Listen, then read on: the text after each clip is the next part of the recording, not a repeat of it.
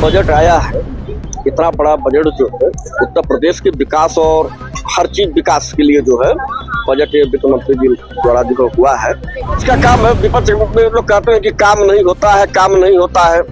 आखिर पैसा जाता कहाँ? जो बजट आता है वह जनता के बीच में ही जाता है।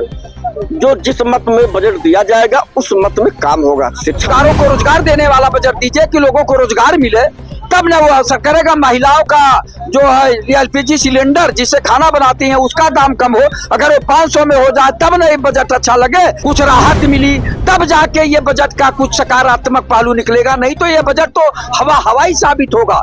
बंदर बाट होगा, मुख्यमंत्रियों से लेके उप मुख्यमंत्रियों से लेके विधायकों तक सब बढ़ जाएगा। जनता के हाथ में बाबा जी का टुल्लू आएगा।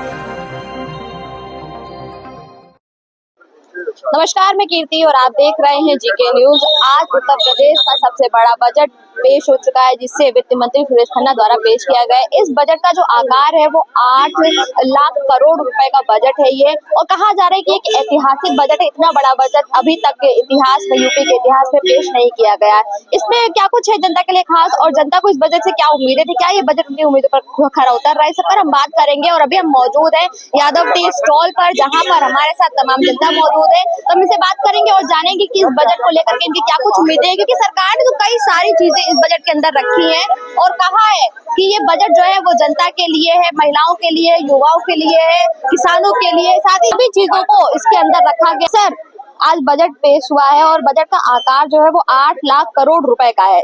यूपी के इतिहास का सबसे बड़ा बजट जो है वो आज पेश किया गया है वित्त मंत्री द्वारा। क्या कुछ कहना चाहिए? जो बजट आया है, इतना बड़ा बजट जो है उत्तर प्रदेश के विकास और हर चीज विकास के लिए जो है बजट वित्त मंत्री जी द्वारा जो हुआ है, और बजट का सबको स्वागत करना चाहिए। और बजट स्वागत करके जो है वह बजट जनता के बीच में लगना चाहिए। इस बजट के अंदर इंफ्रास्ट्रक्चर को बहुत ध्यान रखा गया है, शिक्षा व्यवस्था के लिए बहुत कुछ लाने की बात कही गई है, बहुत बड़ा बजट रखा गया है। तो आपको क्या लगता है कि इससे पहले भी जो बजट आया, क्या उसमें कोई काम हुआ था जो इस बजट में होगा? काम होता है मैडम, ये आप लोग क्यों कहते हैं? ये तो विपक्ष का काम है। विपक्ष में लोग कहते हैं कि काम नहीं होता है, काम नहीं होता है। आखिर पैसा जाता कहाँ? जो बजट आता है वह जनता के बीच में ही जाता है। जो जिस मत में बजट दिया जाएगा उस मत में काम होगा। शिक्षा में जाएगा, बेरोजगारों को जाएगा, व्यवसाय करने के लिए जाएगा। जिस मत में जाएगा बजट उस मत में काम होगा जो है। इसको सबको स्वागत करना चाहिए जो, लेकिन हमारे विपक्षी गण ऐसे हैं कि वह स्वागत का काम नहीं करेंगे जो है, हमेशा विपक्ष की बात करेंगे जो है। कितना बजट दे दिया जाए उत्तर प्रदेश सरकार के लिए जो है, लेकिन हमारे विपक्षी लोग जो है, विपक्षी पार्टी लोग कहें कुछ काम में नहीं हो रहा है। अरे भाई काम देखो ना, और अगर काम नहीं हो रहा है तो उसके खिलाफ धरना प्रदर्शन करो, लेकिन ये भी कहने वाले नहीं है केवल माइक द्वारा काम नहीं हो रहा है। ये कह रहे हैं कि विपक्षियों का काम है कि काम नहीं हो रहा है, कहना है। अगर काम नहीं हो रहा है तो धरना प्रदर्शन करिए। बजट आता है तो बजट से काम भी होता है और इंफ्रास्ट्रक्चर ठीक भी होता है, चाहे स्वास्थ्य हो, शिक्षा हो, व्यवस्था हो, महिला हो, युवा हो, किसान हो, सभी के लिए काम हो रहा है। जी, अभी तक तो जैसा हम लोगों ने देखा है, सरकार के कुछ कार्य बहुत ही अच्छे हैं और जो बजट आया है उसका हम सब स्वागत करते हैं। और देखने को जैसे कि आने वाले समय में इस बजट का सही तरीके से उपयोग हो, गरीबों को, असहायों को इस बजट का लाभ मिले, ज्यादा से ज्यादा लोग शिक्षित हो और दूरस्थ क्षेत्र तक शिक्षा पहुंचे, वो इस बजट के माध्यम से सरकार करना चाहेगी।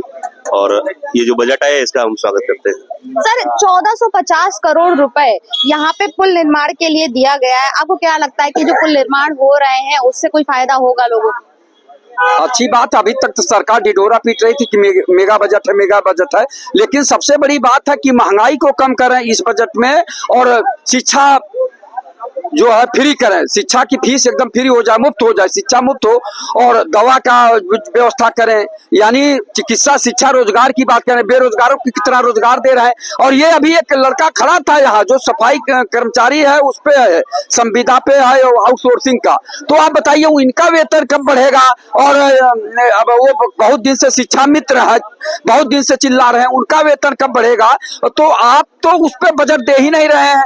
उस पर बजट दीजिए ना, बेरोजगारों को रोजगार देने वाला बजट दीजिए कि लोगों को रोजगार मिले, तब ना वो असर करेगा। महिलाओं का जो है एलपीजी सिलेंडर जिससे खाना बनाती हैं उसका दाम कम हो, अगर वो 500 में हो जाए तब ना ये बजट अच्छा लगे।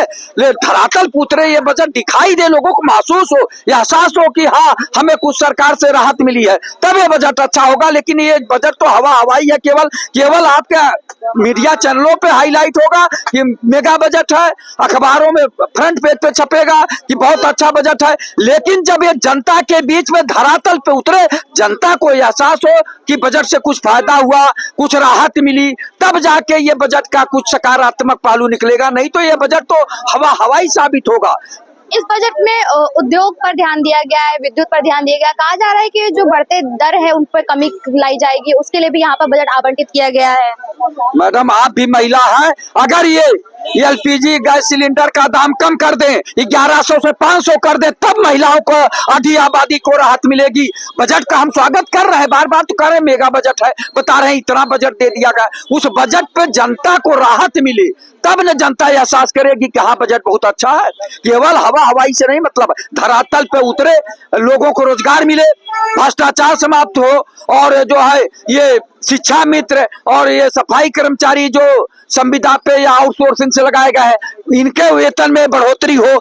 8,000 पार है, अगर इनको 15,000 मिलने लगे तब इन्हें एहसास होगा कि बजट बहुत अच्छा है। नहीं तो बजट का केवल दिखावा हवा हवाई है। सरकारी कर्मचारी का आप 50,000, 60,000, 80,000, 90,000, 1 लाख, 1.25 लाख, 2.5 लाख तक आप वेतन दे रहे हैं, और वही उतने पढ़े लिखे लोग को 15,000, 10,000 में बांधे हुए हैं। ये क्या है?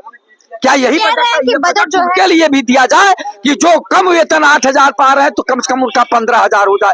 किसी भी व्यक्ति का वेतन 15,000 से कम न हो, चाहे आउटसोर्सिंग हो चाहे जैसा हो, वैसे तो होना चाहिए 20,000, लेकिन 15,000 भी कर दे तब भी कुछ राहत होगी। ये कह रहे हैं कि बजट जो है वो केवल हवा हवाई है, लेकिन इस बजट के अंदर कहीं ना कहीं सरकार ने विकास हेतु जो शिक्षा के लिए है उसमें 22% की शिक्षा हेतु 13%, कृषि और संबंधित सेवाओं हेतु 11%, चिकित्सा के लिए 6%, सामाजिक सुरक्षा के लिए 4%, अव्यवस्था विकास हेतु आवंटित किया है चीजें। आपको क्या लगता है क्या इतनी सारी चीजें लाने के बाद भी जनता को परेशानी का सामना करना पड़ेगा? सरकार का दावा है कि ये बजट इतना बड़ा है कि इसमें हर किसी को स्थान दिया गया है, हर सभी चीजों को जगह दी गई है, और इस बजट के आने के बाद हर किसी को रोजगार मिलेगा, स्वास्थ्य सुरक्षा अच्छी होगी, शिक्षा व्यवस्था अच्छी होगी, उद्योग लगेगा, विकास होगा। देखिए चाहे मैम इसका नाम मेगा बजट हो या कोई बजट हो, कोई फर्क नहीं पड़ता। आंकड़े भी मत दिखाएं, हमें पता है उत्तर प्रदेश का बजट क्या है। 15 बाट होगा, मुख्यमंत्रियों से लेके उप मुख्यमंत्रियों से लेके विधायकों तक सब बढ़ जाएगा। जनता के हाथ में बाबा जी का टुल्लू आएगा। शिक्षा, रोजगार, स्वास्थ्य, नौकरियां, महंगाई, सुरक्षा पर बात नहीं करेंगे, उस पर कोई बजट नहीं आएगा। अभी 3 दिन पहले योगी आदित्यनाथ ने कहा है कि $3 लाख हमने प्रयागराज से कमाया, तो अब तो शर्म आनी चाहिए योगी आदित्यनाथ को। वहां पर प्रयागराज में कोई सिख, मुसलमान, ईसाई नहीं मरा, आपके अपने सनातनी मरे हैं, और $3.5 लाख आपको वहां से बचत आई है। अब तो जो साधु श्रद्धालुओं का जो हत्या हुई है उनके आंकड़े अब तो मत छुपाइए, अब तो सार्वजनिक करिए। जो आदमी लाशों को दफना दे उनका पैसे ना दे पाए, ऐसे 8 लाख करोड़ या 10 करोड़ या कोई मेगा बजट हो, मैं कहता हूँ जनता को कुछ नहीं मिलेगा। जनता जब तक इनको उखाड़ नहीं फेंकेगी नहीं, तब तक जनता को कोई न्याय नहीं मिलेगा, मैं दावे से कह दूं। और तो और आज के पेपर एनबीटी में ये लिखा है भव्य आयोजन अपराध है, तो बाबा ने कहा मैं करूंगा। इसका मतलब उन्होंने कबूल लिया कि जो भव्य उद्घाटन आपने किया उसमें अपराध हुए, उसमें मारे गए श्रद्धालु लोग। ये बात आपने खुद कबूल ली पेपर के माध्यम से, तो कम से कम अब तो शर्म आए आपको। आप तो खुद ही कह रहे हो कि मैं ऐसे अपराध करता रहूंगा। ऐसे ही जनता को, खासकर सनातनियों को मार के सत्ता पे मैं और योगी और मोदी दोनों बैठे रहेंगे।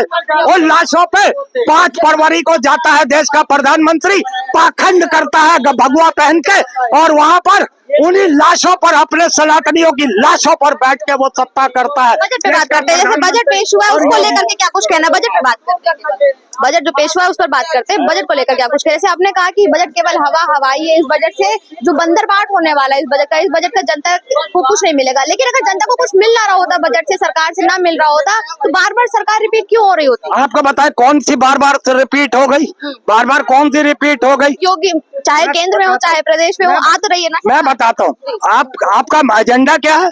हिंदू मुस्लिम जिन्ना पाकिस्तान, आपका एजेंडा है मंदिर मंदिर। अब की बार राम अयोध्या झांकी थी, मथुरा काशी बाकी है। आप इसी तरीके से बरगला के कॉरिडोर के लिए पैसा लाएंगे, 100 करोड़ बजट, 100 करोड़ रुपए का बजट है। मैम आप इसी तरीके से बरगला के सत्ता में आए। देश का प्रधानमंत्री 2 करोड़ नौकरियां 15 लाख का झांसा देके सरकार में आया। यही तो आपके चल रहा। मैंने कहा ना, चाहे केंद्र की सरकार हो चाहे प्रदेश की सरकार हो, भाई फिर से सुनिए, शिक्षा, रोजगार, स्वास्थ्य, नौकरियां, महंगाई, सुरक्षा पर कुछ नहीं मिलेगा। ये यूं ही मरते रहेंगे जब तक भाजपा को जिताते रहेंगे।